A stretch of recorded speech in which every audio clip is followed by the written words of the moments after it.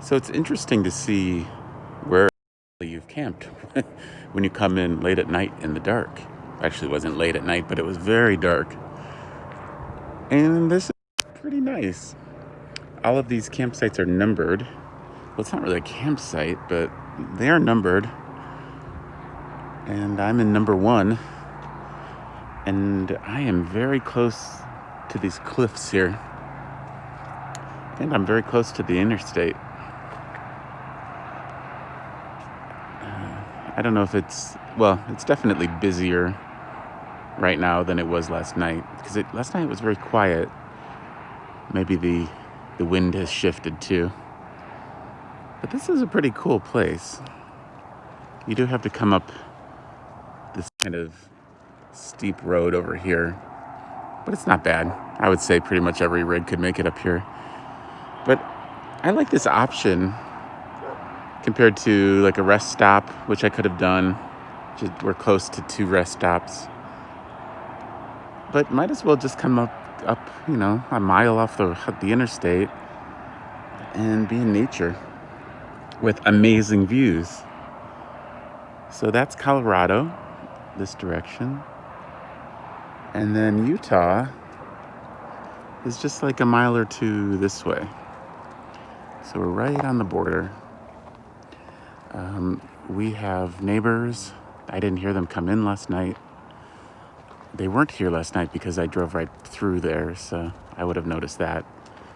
But they have 2 loud barking dogs. Every time they see me or Olive, they bark. So we're getting out of here anyways. This is just a one-night spot. But you can stay here 7 nights if you'd like. I do have a fire ring as well. I like it here. It's not real high elevation, so it would be warm. But, right now we're still kind of coming out of that cold snap.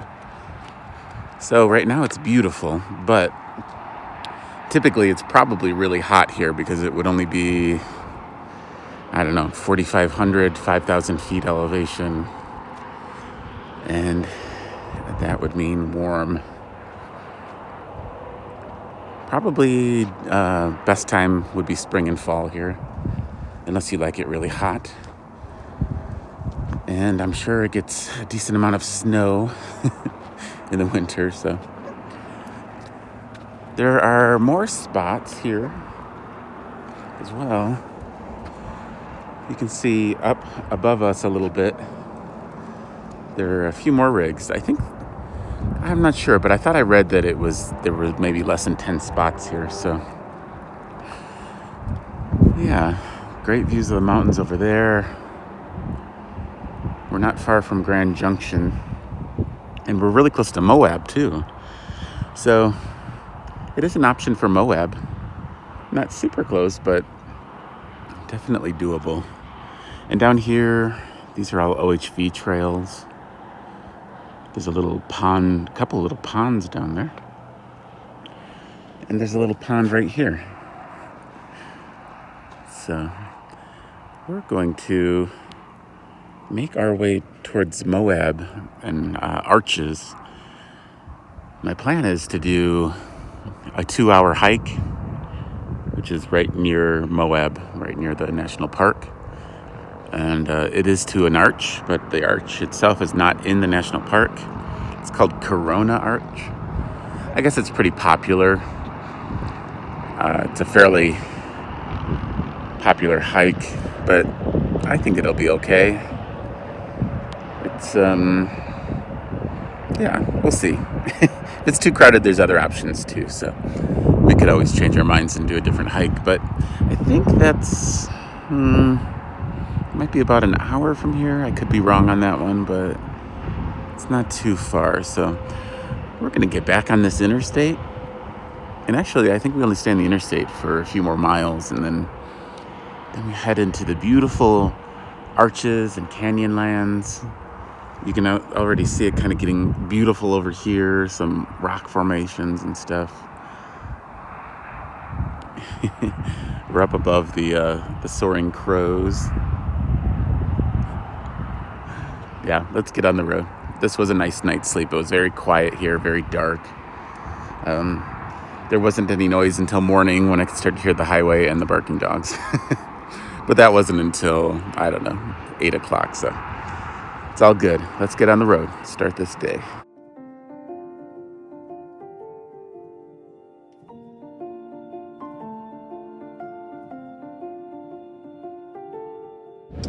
Goodbye, colorful Colorado. It's been something. I love you, but I'm happy to leave you. Welcome to Utah. That man is mooning the camera. We'll only be in Utah for probably about 24 hours or so.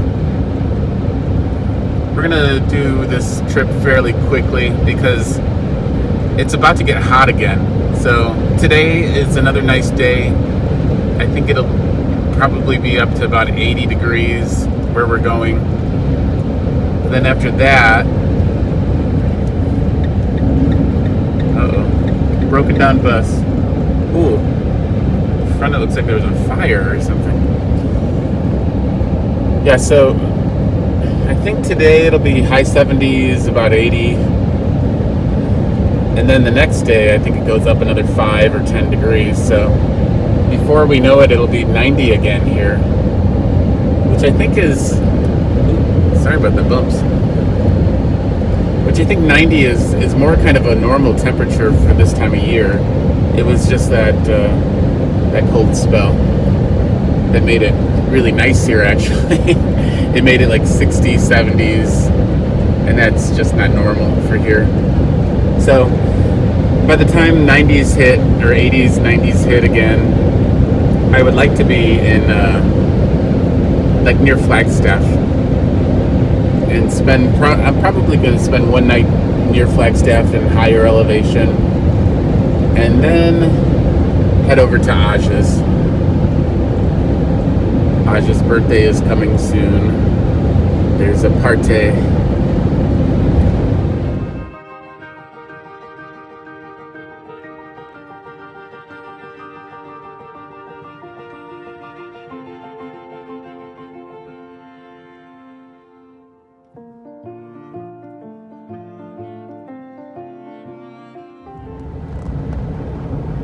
I didn't realize this is the Colorado River.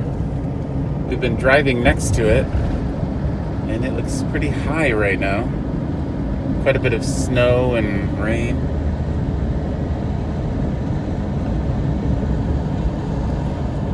And this looks like a nice day use area.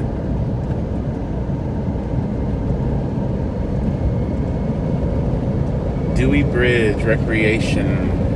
Oh, it's a campground as well.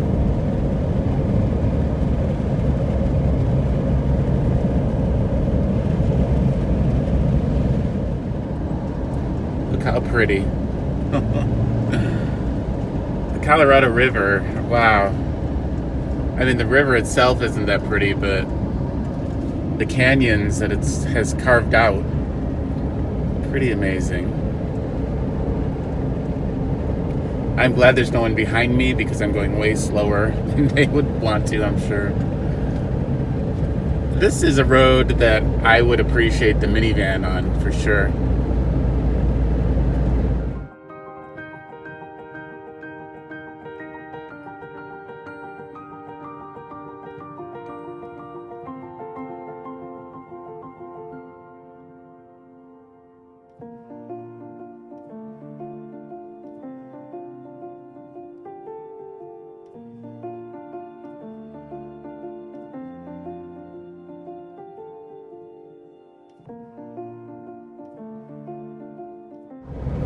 Wow, look at this.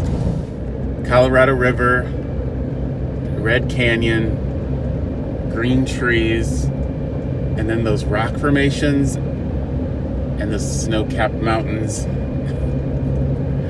That's one of the prettiest, yeah, one of the prettiest things I've ever seen, maybe. So this is not the road that GPS will send you down if you're going from Grand Junction or just Interstate 70 down to Moab. This is the Scenic Byway. And I have to say, this is one of the most scenic byways I've ever been on. It is out of this world.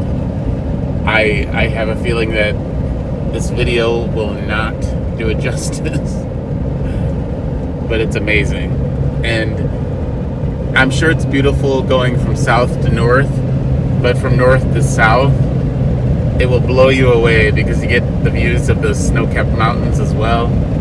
Well, I guess they're not always snow-capped, but luckily for me, they are right now.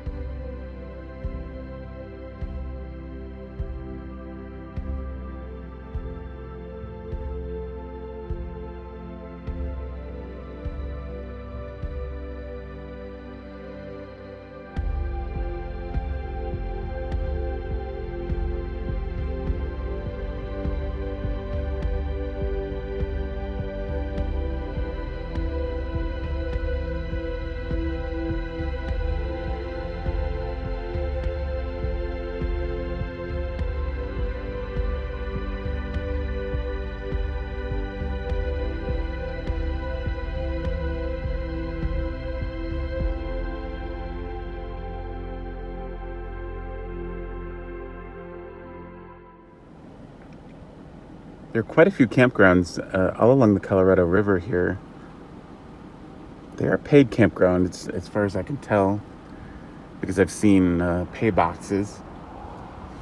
But they are very close to the river, and they are pretty full, it seems. Like all of them are near capacity, as far as I can tell.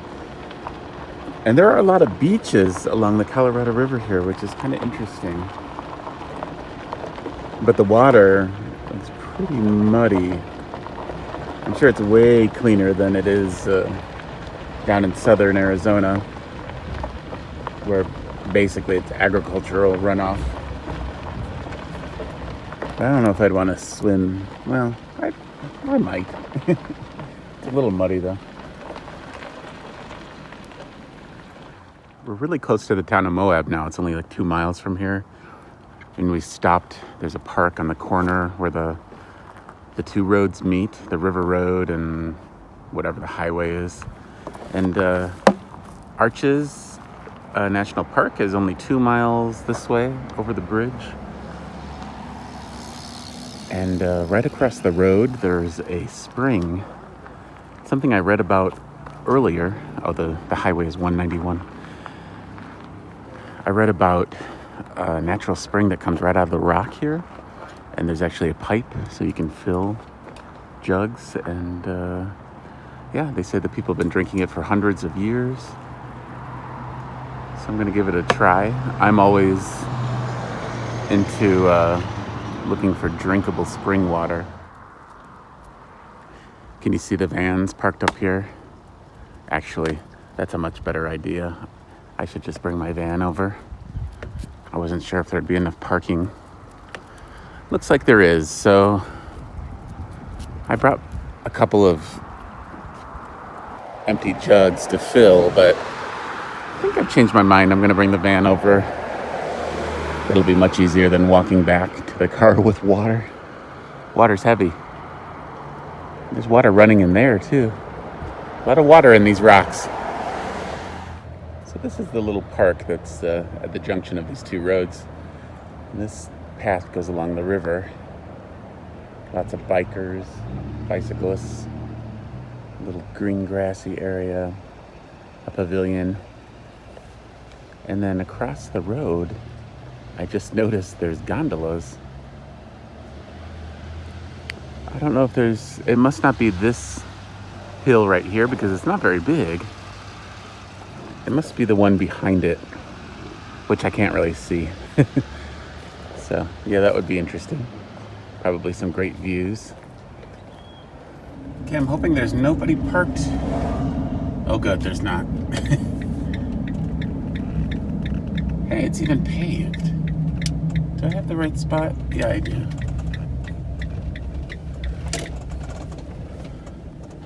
A little bit of graffiti.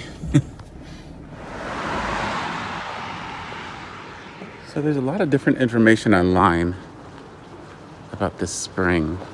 I can hear it running. So what they said is that it was capped off, like the local government capped it off because they were afraid of coliform bacteria. Oh, cool.